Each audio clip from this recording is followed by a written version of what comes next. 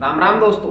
विक्रम बेताल की 15वीं कहानी जिसका नाम है परोपकार। एक बार फिर बेताल चला जाता है उस कहानी को सुनाकर, क्योंकि विक्रम बीच में बोल जाता है, जवाब दे देता है और फिर विक्रम उसे अपने कंधे पर ला रहा है और अब वो कहानी सुनाएगा परोपकार। क्या है वो कहानी जरा सुनिए। और अगर आप देख नहीं सकते वीडियो को तो सुन सकते हैं कुकू एफएम की तरह साइड में रखकर, तब भी आपको वही कहानी समझ में आ जाएगी।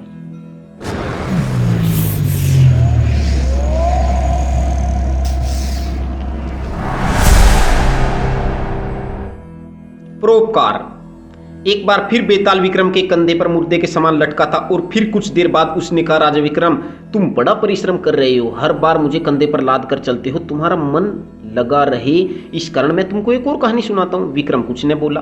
बेताल ने कहानी सुनाना शुरू किया कि हे राजा विक्रम, हिमाचल प्रदेश में एक राजा जीमूत वाहन था। वह बड़ा प्रतापी और धार्मिक था। उसका यश दूर दूर तक फैला था। राजा जीमू वाहन प्रजा का पालक भी था, किंतु उसका पुत्र अग्निवाहक महादुराचारी और कठोर था। उसने अपने पिता के जीते जी राजा बनने की इच्छा प्रकट की। इच्छा पूरी न होने पर उसने अपने पिता को बल प्रयोग की धमकी दी।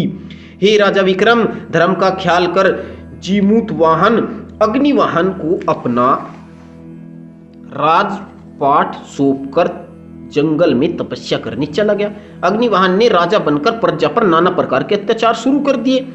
प्रजा त्राही त्राही करने लगी। उधर जीमू वाहन घोर जंगल में रहकर तपस्या कर अपना जीवन व्यतीत कर रहा था। एक दिन जब वह भगवत भजन कर रहा था तो उसे एक बुढ़िया के रोने की आवाज आई। जीमूत वाहन तत्काल उस बुढ़िया के पास गया और उसने रोने का कारण पूछा। बुढ़िया बोली, हे तपस्वी, मेरा एक ही पुत्र है, यहाँ एक दानव रहता है, आज रात वह मेरे पुत्र को खा जाएगा।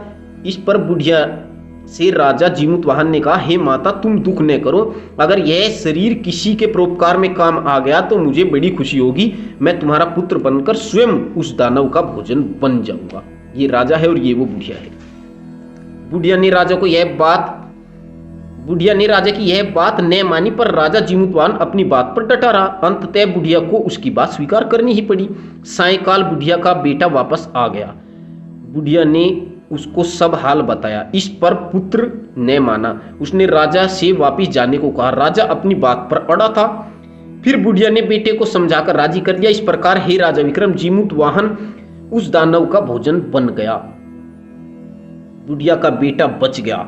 अब कहो कि जीमूत वाहन का यह परोपकार कैसा था? तुम्हारा न्याय क्या कहता है? बेताल के इस प्रश्न पर विक्रम कुछ देर खामोश रहा, फिर बोला, इसमें कोई परोपकार नहीं है बेताल। बेताल कह रहा है, वह कैसे राजा विक्रम? विक्रम कह रहा है, जीमूत वाहन का यह परोपकार व्यर्थ गया है। कैसी बात करते हो? बेताल ने कहा, जीमूत वाहन ने उस बुढ़िया का कितना बड़ा उपकार किया, क्या यह परोपकार नहीं माना जाएगा? विक्रम ने कहा, बेताल सुनो, सच्चा परोपकार निस्वार्थ होता है। मोक्ष और पुण्य की कामना से ही राजा जीमूत वाहन ने अपना बलिदान दिया। इसमें उसका अपना स्वार्थ आ गया है।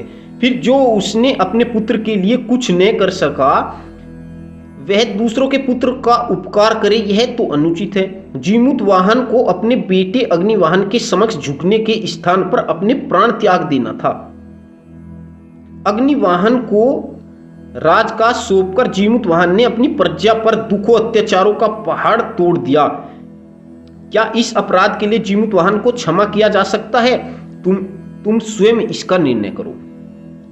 राजा विक्रम की बात सुनकर बेताल खामोश होकर सोचता रहा, फिर बोला, तुम ठीक कहते हो राजा विक्रम, तुम्हारा न्याय सही है। और इसके साथ ही वह फिर से भाग गया, ठास करके फिर के भाग गया। लेकिन मैं यहाँ पर आपको दोस्तों एक बात कहना चाहता हूँ कि जो यहाँ पे आ रही है कि ये कह रहा है कि जीमूत वाहन ने अपनी प्रजा पर अत्याचार किया, इससे अच्छा तो उसे प्राण त्याग देना था, उसे अग्निवाहन को राज्य नहीं देना था। लेकिन हमारे हिसाब से जीमूत वाहन एक राजा था और वो राजा होकर अपने इस पुत्र का त्याग कर सकता था। अपने इस पुत्र को कारागृह में भी तो डलवा सकता था।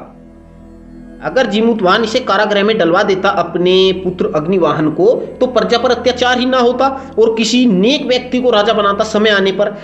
लेकिन उसने प्रजा को दुख में डाल दिया और अपने पुत्र के लिए राज छोड़कर वो चल दिया।